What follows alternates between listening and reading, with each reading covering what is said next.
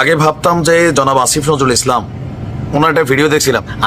আমি যদি একবার এরকম হইতাম, এরকম একটা ভিডিও দেখছেন না, দেখছেন তো ওনার এই লাস্ট 15 বছর মোটামুটি যেই রূপে চিনতাম, ভাবতাম যে এই লোকটা যদি কখনো ক্ষমতায় আসে বা প্রেসিডেন্ট হয়ে যায় অথবা সামহাও একটা জায়গা অ্যাচিভ করে, দেন বাংলাদেশ নতুন কিছু পাবে। কিন্তু শুনতে যেমনই লাগুক, হ্যাঁ, চেটে রাগা পাইছে। রাগ হয়ে না ভাই, আজকে প্রচন্ড মেজাজ গরম। কারণ কি, আপনারা সংস্কার শুরু করছেন, একটা দাবি সারা বাংলাদেশের মানুষের যে আসিয়ার যারা অপরাধী বা এই টাইপের যারা অপরাধী, আমার পকেটের টাকা দিয়ে এক বেলা ভাত আমি এদেরকে খাওয়াইতে নারাজ। জেলের মধ্যে এরা যে খাবারটা খাচ্ছে জনগণের ট্যাক্সের টাকায় খাচ্ছে। আজকে আসিফ নজরুলদের হাতে রাষ্ট্রের ক্ষমতা, কিন্তু এই ধর্ষকদের বেলায় তাদের কেন এত ফিরিতি? ধর্ষণের বিচার 90 দিনের মধ্যে হইতে হবে, কেরে বেটা? আচ্ছা, আজকে যদি আসিফ নজরুলের মেয়ে, আল্লাহ মাফ করুক, আমরা চাই না, ওনার মেয়ে যদি কোথাও এরকম ধর্ষণের শিকার হইতো, তো তিনি কি কইতেন 90 দিন? ডক্টর ইউনুসের মেয়ে যদি এরকম হইতো, তিনি বলতেন 90 দিন। একজন পিতা হিসাবে রাতের বেলা ধৈর্যায় না পুরা কি করতো? আল্লাহ আকবার করে দিত। এর বাহিরে কিছু করতো না, কারণ তার হাতে ক্ষমতা আছে। ডিজিএফআই দিয়ে তুলে আনতো, ডিবি দিয়ে তুলে আনতো, র্যাব দিয়ে আনতো, 101 বার ঘটনা করতো। আমরা জানতাম যে কোনো এক সন্ত্রাসের মৃত্যু হয়েছে, কাকপক্ষীদের টের পাইতো না।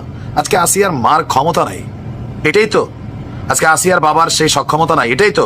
আসিয়ার মতন অসংখ্য যারা এই ঘটনাগুলোর শিকার হচ্ছে, তাদের এই ক্ষমতাটা নাই। কেন বাংলাদেশে ধর্ষণের শাস্তি নগদ অন স্পট, যেটা প্রমাণিত, এটা কেন হবে না? আমি বলি, এক ঝটকায় ফাঁসি দিয়া শাস্তি দেয় আমি বিশ্বাসী না, গুলি করো বিশ্বাসী না। আমি কি বলছি যে ক্রসের মধ্যে ঝুলাই দিতে হবে, নুনুর আগায় 3 মনের একটা ইট, 2 কেজির একটা ইট লাগাই দিতে হবে, পুরো শরীর ক্যাস করে দিতে হবে। তারপর শকুন চিল আসবে, মাঝে মাঝে ঠোকর দিবে, সে চিল্লাবে, সারা বাংলাদেশের ক্যামেরা লাইভ দেখাবে যে দেখো মানবতার মাইকা বা বিদেশিরা কি বলছে, ডাজেন্ট ফ্যাক্ট। এরকম একটা শাস্তি তারা কেন দেয় না? আজকে কি করছে, ধর্ষকের বিচার 90 দিনে সম্পন্ন হবে। আইন উপদেষ্টা আসিফ নজরুল, শরীরে চর্বি জমছে ভালোই, ওই চেয়ারের মধ্যে বসলে সবারই মনে হয় রাবণ টাইপের মেন্টালিটি হয়। জনগণ কি চায়? আপনি আফগানিস্তানে দেখেন, ঝুলাইয়া ক্যারেনের আঘাত ঝুলাই দেয়। আমি যে পদ্ধতিটা বলছি আফগানি পদ্ধতি, ওইখানে অপহরণ করলে আপনার এরকম শাস্তি দিয়ে ঝুলাই রাখে আনটিল চিলকাউয়া এই বডিটারে শেষ করা পর্যন্ত। বাকিরা ভয় পায়। আমাদের দেশে এই পর্যন্ত যে আসিয়ার ঘটনায়ও যদি এই ইউনুসের, এই আসিফ নজরুলের, এই অথর্ব, এই স্বরাষ্ট্র উপদেষ্টা জাহাঙ্গীর, এদের ফিলিংস না আসে, কবে আসবে? কোনো একদিন এদের মেয়েরা, তবে এদের মেয়েরা হবে না, এরা রাষ্ট্রের সর্বোচ্চ প্রটোকল নিয়ে হাঁটে, দেশে বিদেশে বউ বাচ্চা ফালে, এদের হবে না ভাই।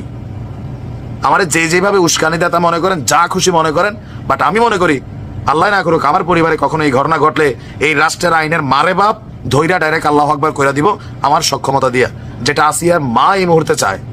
যাদের সাথে এটা হয়েছে একটা এক্সাম্পল ক্রিয়েট করেন, এরপর দেখেন পুরো দেশ তাড়াইয়া যাব। করবে কে? আইনের কি মানে কি? এই আইন দিয়ে ফানি খাইবে মানুষ? আমি আসিফ নজরুল এই কর্মকাণ্ডে সন্তুষ্ট হইলাম না। আসলো 90 দিনের বিচার হবে, জামিন হবে না। আর বেটা জামিন চাই কে? শাস্তি দৃষ্টান্তমূলক হইতে হবে। এক ঝটকায় মৃত্যু, আমি এটার পক্ষে না। বলো না দেশ দেখবে তারে, সে চিল্লাইয়া মৃত্যু মৃত্যু চিল্লাইবে, কিন্তু তার মৃত্যু আসবে না। ভালো থাকুন।